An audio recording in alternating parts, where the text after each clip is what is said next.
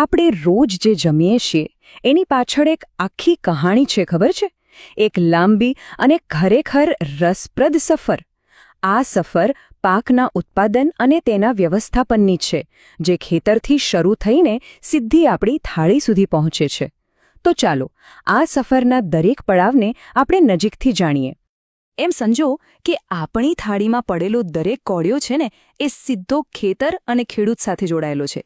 બસ આ જે જોડાણ છે જેના પર આપણું જીવન ટકેલું છે, અને આપણી આખી વાતની શરૂઆત પણ અહીંથી જ થાય છે.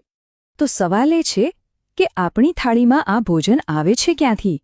આ એકદમ સીધો સાદો સવાલ લાગે, પણ એનો જવાબ જાણવા માટે આપણે પાકની આખી સફરને સમજવી પડશે. તો ચાલો શોધીએ આ સવાલનો જવાબ. તો આ સફર શરૂ કરીએ પહેલા પડાવથી.